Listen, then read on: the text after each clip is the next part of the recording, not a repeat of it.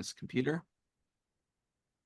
All right, my friends, we are on Lamed Beis Amud Aleph 32a. So we're making progress, thank God. I think in the art scroll, this is volume 2 out of 2, right? So very good. So we're doing pretty well.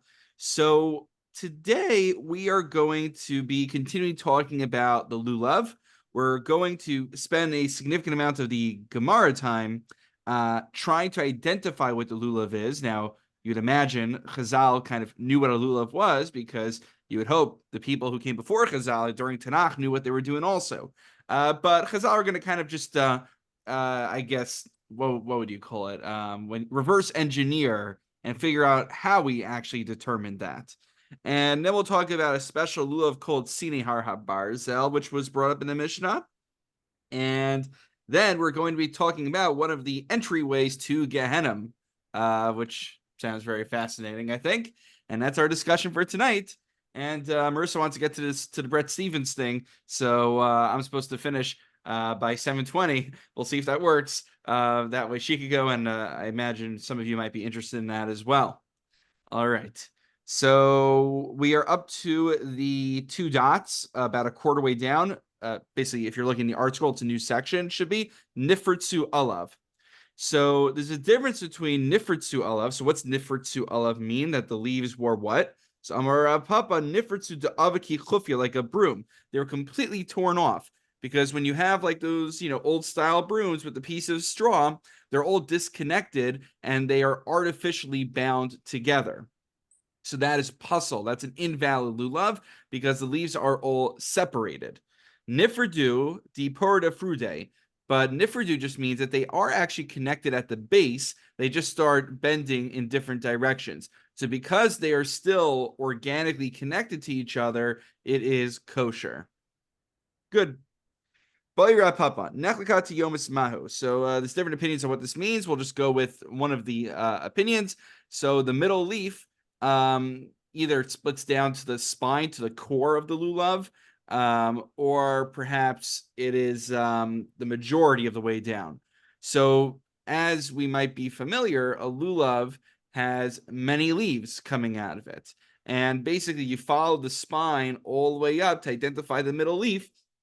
And this is one of the things you look for when you're selecting a lulav. Ideally, you want to find one that is completely closed. But if many of them are open a little bit, and that's fine, as long as it's not majority the way down toward the spine, that is kosher. So nechlika tiomis, the tiomis is like those 2 leaves that are put together. So mahu toshima. Oh yeah, something else to say also, right? Each leaf of the lulav is really comprised of 2 separate leaves being stuck together. So one of the opinions actually is that we're talking about all of those leaves if majority of them wind up getting split. All right, so Tashmat, Amar Rav Yochanan, Amar Yeshua ben Levi, Nitla Tiomis. Now, if the Tiomis was just, some of it was taken off completely, that is puzzle. My lav huadin nechlikas. Wouldn't you say if it's split down, that's also problematic? Lo, nitla shaita chasarle. Nitla is different because you literally took off a chunk of the Tiomis, whereas here, the Tiomis is just split, but it's still all there. It's still attached to the lulav. However, Ikda Amri, Amar Rav Yochanan, Amar Yeshua ben Levi, Nechlika Tiomis, Nats Kamishin Ila Tiomis Apostle. No. One opinion actually is that if it is split, that's also a problem. And that's what we say. So if it's split majority the way down toward the spine, that's a problem. But the truth be told is that most lulavim, even if they're split open a bit, which many are, they don't go drastically far down. So you generally are going to more easily find kosher lulavim, as srogim tend to be the bigger challenge. Okay. Rabbi Huda Omer, Yagdenu Milmala. So Rabbi Huda in the Mishnah said you're supposed to bind the lulav together with the other minim. Actually, the lulav itself, is supposed to be bound. So Tanya Rabbi Huda Omer, Mishrei Tarfon, Kapos Tamarim. What's mean Kapos Tamarim? So it doesn't mean just the branches of the date palm, but kafos. Imhayapar Yichaftenu. That it is supposed to be bound together. It means that if it starts to move in different directions, bind it all together. Amarli Rabbi Rav Ashi. Mimaidai kapos tamarim tu lavahu. Now, why would I think that the term kapos tamarim refers to the leaves that, right, the branches that come out of a date palm?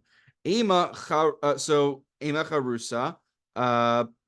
So maybe it refers to not the looser part, but the harder part that's coming out once it's hardened after 2 or 3 years.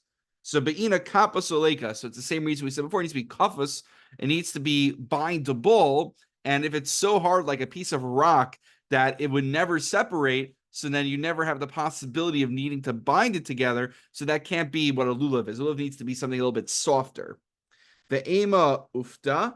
Now, what is ufta? If we look at Rashi, that refers to something that comes from the trunk of the tree. Doesn't really provide any branches. So kafas michal deika part. If I kafas ome the olam, but this thing is just like a big block. It's a log.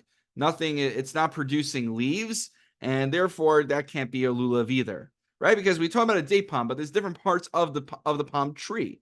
So we're trying to figure out, how do I know that it's the lulav?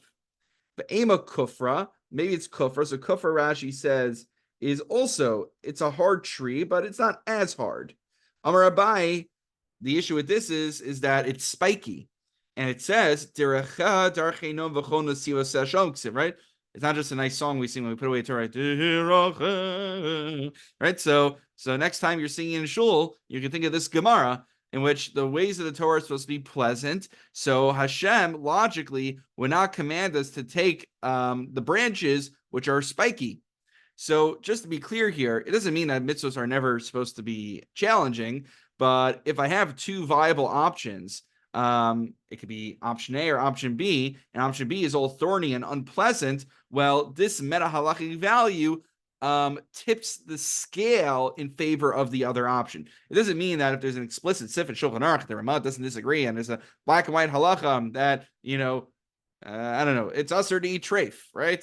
And then you say, well, wouldn't it be pleasant if I could just eat pork wherever I go? So, right, obviously it doesn't work like that. Okay. Amarle Rava Tosva Rabina Ve'ima Tarti Kabi Tamri. Maybe I'm supposed to take the actual dates, 2 clusters of dates, right? Imagine that. So we'd be plucking them off and popping them in our mouth in shul, right? I've always been tempted to take a bite out of the esrog, by the way. Maybe it's just me. I don't know. So it's kapos ksiv without a vav. If you look at the actual text of the Torah, it doesn't have that vav. Okay, well, maybe that just means 1 then. So lahu kaf karila, you would call that a kaf. So what's kapas? So apparently kapas means a lulav. All right, we'll go with that. Sine har barzel share onto a new section. So what are the sine har barzel? Sine har barzel are as follows. Amar bai lo shanu elisha rosh shozeh magila tzadi karosh zeh. It's when it's basically it's a very malnourished lulav. It is lacking in leaves, but so long as the one leaf can reach the not the stem, where the next leaf, the bottom of the next leaf, so it's like this, and then like this, and then like this, and eventually covers up the lulav. So then it's kosher. But if the top of the bottom leaf cannot reach the bottom of the top leaf, and they are not contiguous, so then it would not be kosher. In fact, we have a brice that says, in this case, that sine har barzel, that's what they're called, are puzzle. But not kishera, but it says in our Mishnah that sine har barzel, despite their malnourished condition, are kosher. Shmami lakabai, shmami na. That's a Bai's distinction. That our Mishnah says kosher because our Mishnah assumes that one leaf reaches the next. The Brisa says puzzle because it's referring to a case where one leaf does not reach the next. Very good. Shalom al Yisrael. Now, turning to Lamed Beis and Beis. This is just basically a different version of how the discussion went down, but it's essentially the same content. Rather than starting with Abai, we're starting with noting a contradiction between the Mishnah and the Brisa, and then Abai swoops in to save the day. So just a different sequence of conversation. V'ikad Ramile Mirma. Tznan tzine har barzel kosher. It says in Mishnah tzine har barzel are kosher. V'atanya psula, but it says in the Brisa they're puzzle. Samar Abai lo kasha. Kasha shel zeh magil tzadi karo shel zeh. Kasha in rosha shel zeh magil tzadi karo shel zeh. It's from the one that's kosher is where the leaves are contiguous. The one that it's puzzle in the brisa is when the leaves are not contiguous. And now, to get to what I think is the most fascinating passage we're going to see tonight. Amar Rabbi Mirion, Amar Rabbi Shua ben Levi, Amrila Tani Rabba Bar Mari. Okay, lots of names over there. But basically, some very esteemed rabbis tell us the following. Shtei Tamars Yesh Begei Ben Hinnom. There are two palm trees that are found in the valley of Ben Hinnom. Ba'ola Ashmi Benayim, and there is smoke that is rising from between them. And this is what we're referring to when we say Tzine Har Barzel are kosher. They come from these two Tekalim, these two palm trees. Vizohi Pischa Shel Gehenim. And this is apparently one of the three entryways that the Gemara elsewhere notes of how one can easily fall into Gehenim, into hell, from this world. And you're probably wondering, why is there, what does that even mean? Because right, they'll get a tour of Yerushalayim, somewhere outside the old city, outside the walls. They identified where they believe this is referring to, and I think last they checked, nobody's figured out where that obvious entryway is that we're worried people are going to fall into. So chances are, this is like many agadatas, that Chazal weren't just giving us an interesting archaeological tidbit, but it was probably more of an allegory. They were trying to convey a moral, ethical message. And I will give you three options very briefly right now. One is from Rav Elyashiv. I realize the blur doesn't help you, but it is, they say, trust me when you see this. This is Rav Elyashiv's Haros. So Rav Elyashiv was actually passed away 21st century, but he was one of the major Talmudic scholars and poskim of the recent generation living in Eretz Yisrael. And his Ha'aros, his insights on the Gemara are invaluable. So Rav Elyashiv says, I realized I took in my bookmark, but I should easily be able to find it because we're just looking for Lamed Beis and Beis, right? Rav Elyashiv says, that one page where it's stuck up, and thank you for your patience. I found it. Okay. So what do we make of this, right? He cites a medrash on Devarim that tells us Shehira Kadosh Baruch Moshe es Eretz Yisrael Kodem Moso. Then when God showed Moshe Eretz Yisrael before he died, Ves HaNegev, Ves HaKikar, Bikas Yericho, Ir HaTamar, he showed him the Yericho, which is the city of the date palms. The Ir HaTamar, Hainu Shehir Lo Gan Eden Shin Tzadikim Nimsam Sham.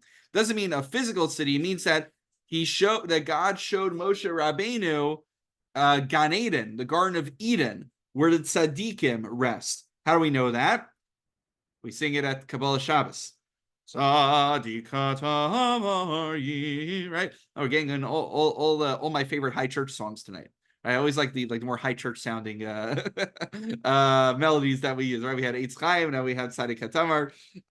It says Tzadik Katamar Yifra, that the righteous will sprout forth like the date palm. So we see on one instance, a date palm refers to the righteous, refers to Gan Eden.